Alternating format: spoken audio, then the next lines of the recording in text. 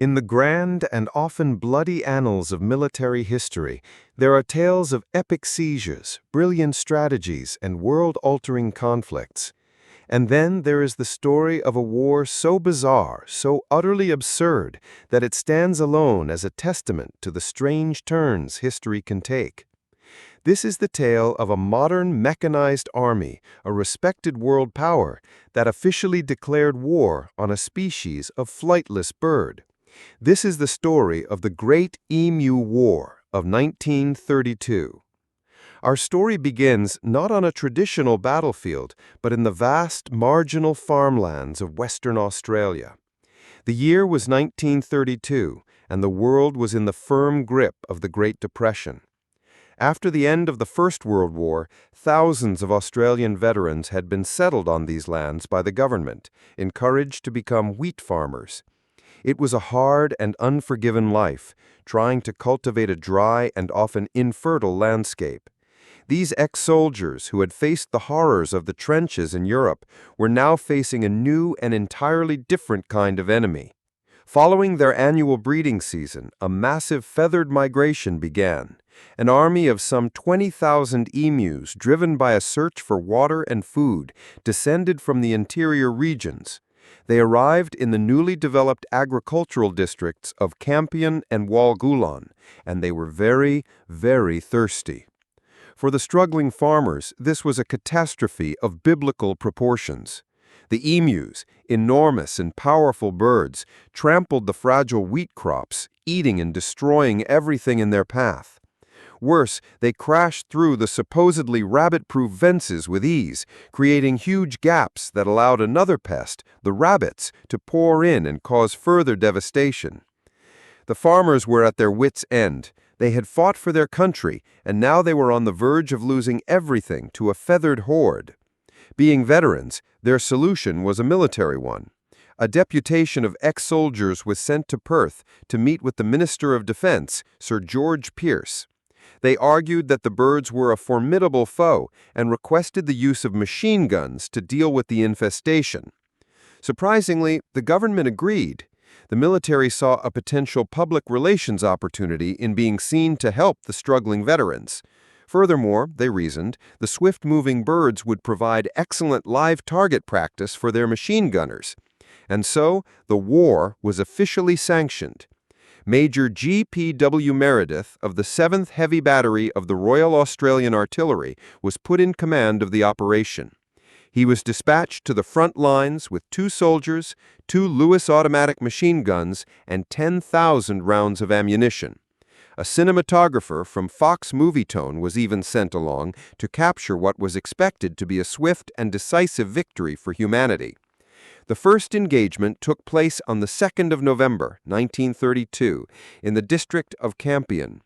A flock of about 50 emus was spotted. The soldiers, eager for action, set up their position to ambush the birds.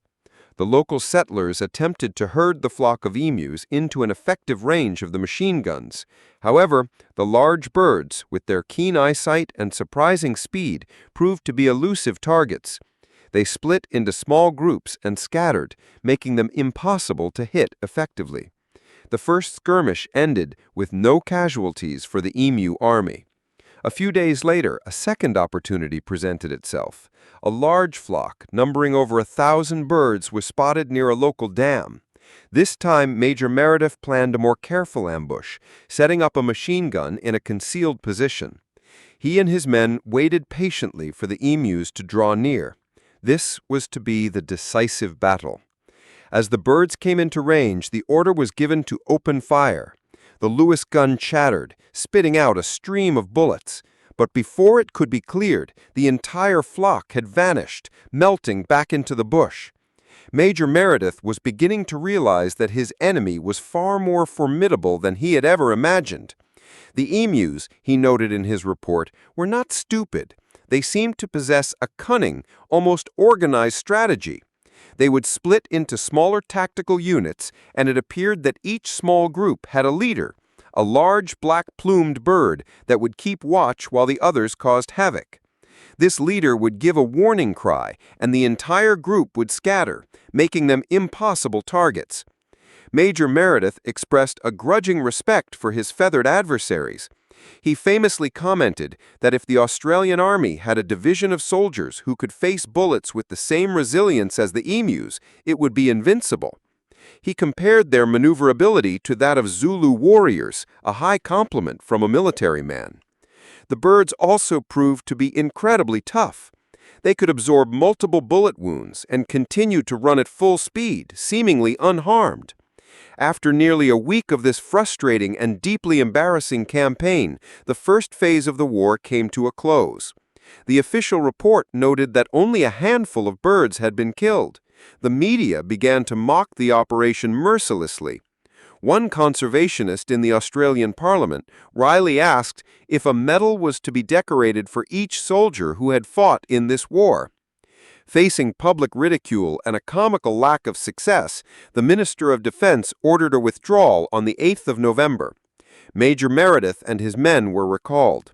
Round 1 had gone decisively to the emus. Back in Parliament, Meredith defended his actions, insisting that his men had not been defeated and stressing the uncanny toughness of their foe. The farmers, however, were not amused. With the military gone, the emu attacks on their crops intensified. They once again pleaded with the government for assistance, and despite the earlier humiliation, the Minister of Defense relented. On the 13th of November, Major Meredith was once again sent back into the field, determined to salvage his reputation. The second offensive was slightly more successful, largely because the soldiers were now engaging smaller, less organized groups of birds. Over the next month, the official reports claimed that nearly 1,000 emus were killed. But the numbers were deceiving. It was a war of attrition that the military simply could not win. The operation was proving to be absurdly inefficient. It was calculated that on average, it took over 10 rounds of ammunition to kill a single emu. 10,000 rounds had been used to kill approximately 1,000 birds. It was a logistical failure. By early December, it was clear to everyone that the military operation was not a viable solution. On the 10th of December, Meredith was recalled for the final time, and the troops were sent home. The Great Emu War was officially over. The Australian military, a force that had proven its valor on the battlefields of World War I, had been outmaneuvered and humiliated by a flock of flightless birds. The emus had won. In the aftermath, the government abandoned the idea of military intervention. Instead, they turned to a more practical and far more effective solution. A bounty system was put in place, offering rewards to farmers and hunters for emu kills. This decentralized approach proved to be far more successful than the centralized military campaign had ever been. The story of the Great Emu War became a quirky and beloved footnote in Australian history. It is a classic tale of human hubris, a comical example of a government solution gone wrong. It serves as a humorous but potent reminder of the unpredictability of nature, and it stands as a testament to the surprising resilience and tactical genius of the Australian emu. A bird that for a brief and glorious moment in 1932 successfully defended its territory against the full might of a modern, mechanized army.